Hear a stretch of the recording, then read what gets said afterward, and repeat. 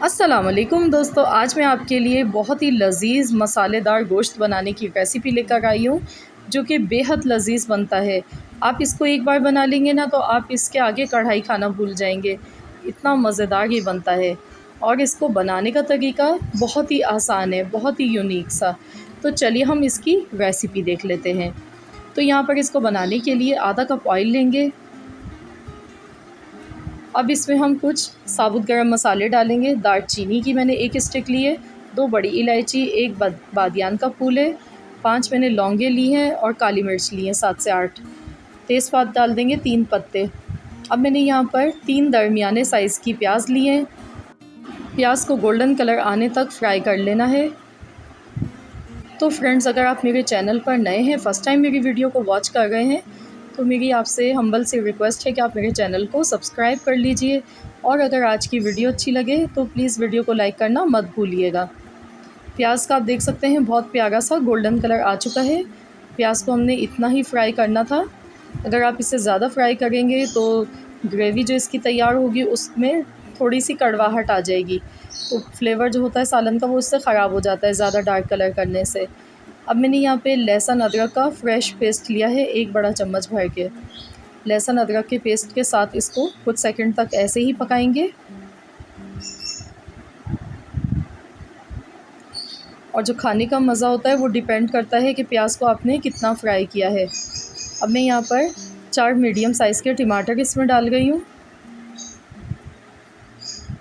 और साथ ही में थोड़ा सा पानी डाल देंगे।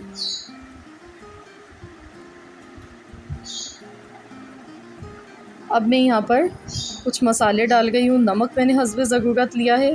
पिसी हुई लाल मिर्च का पाउडर 2 चम्मच, हल्दी पाउडर आधा चम्मच। मसालों को अच्छी तरह से मिला लेंगे। और हमने पानी इसलिए डाला था कि मसाले, खुश्क मसाले हम इसमें डाल रहे थे, तो कहीं जल ना जाए मसाले, तो इसलिए आपने इसी तरीके से फॉलो करना है जो मैं आपको स्टेप बता रही हूँ। मैं यहाँ पर बीफ का गोश्त यूज़ कर रही हूँ। मैंने यहाँ पर 800 ग्राम बीफ का गोश्त लिया है। आप चाहें तो इसको मटन या चिकन के साथ भी इस रेसिपी को बना सकते हैं।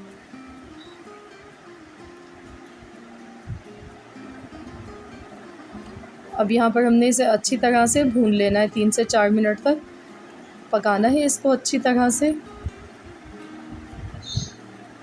ताकि गोश्त में जो एक स्मेल होती है वो ख़त्म हो जाए।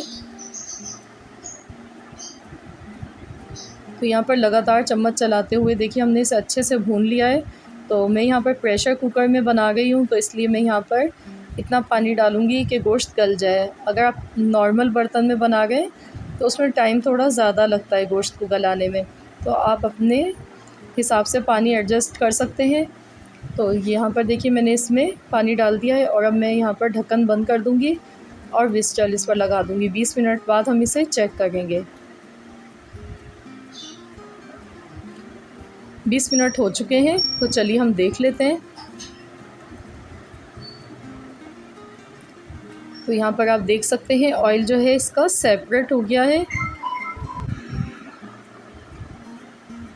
मसाला देखिए यहाँ पर अच्छे से भूनना है, तो इसमें अब हम डालेंगे धनिया पाउडर 1 चम्मच, पिसा हुआ ज़ीरा है आधा चम्मच, पिसा हुआ गरम मसाला पाउडर 1 चम्मच।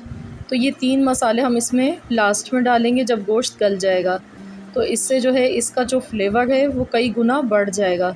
बहुत ही खुशबूदार और जायकेदार ये हमारा सालन बनकर तैयार होगा। मसाले को अच्छी तरह से भूनते हुए पकाएंगे। यहाँ पर हम गोश्त तो हमारा ऑलमोस्ट गल चुका है, तो अब इसका आखिरी इंग्रेडिएंट हम इसमें डालेंगे। तो ये है कसूरी मेथी आधा चम्मच, ये इसमें चली जाएगी और इसको मिला लेंगे।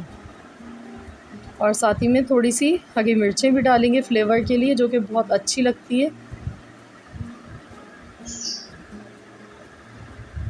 3 से 4 हरी मिर्चें मैंने ली हैं,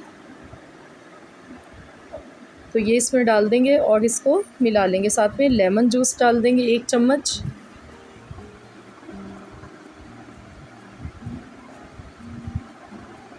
नींबू का रस इसमें लाजमी डालिएगा। और हरी मिर्चें इसमें बहुत अच्छी लगती हैं, इनका फ्लेवर बहुत ही अच्छा लगता है। तो तो आप देख सकते हैं दिखने में ये कितना यमी सा लग रहा है। तो यहाँ पर देखिए इसका ऑयल जो है वो बिल्कुल सेपरेट हो चुका है। तो यहाँ पर अब हम गैस का फ्लेम कर देंगे बंद और इसको डिश आउट कर लेंगे। आप चाहें तो इसमें थोड़ा-सा अगर ग्रेवी बढ़ाना चाह रहे हैं तो आप इसमें थोड़ा-सा पानी डाल सकते हैं, आधा कप। मैं इसको ऐसे ही सर्व कर रही हूँ। तो लीजिए फ्रेंड्स, हमारा बहुत ही मज़ेदार सा ये मसालेदार गोश्त बनकर तैयार हो चुका है, जो कि किसी भी कढ़ाई से बिल्कुल कम नहीं है। बहुत ही मज़ेदार बना है, बहुत ही उम्दा रेसिपी है। ज़रूर ट्राई कीजिएगा। मिलते हैं इंशाअल्लाह ताला बहुत जल्द।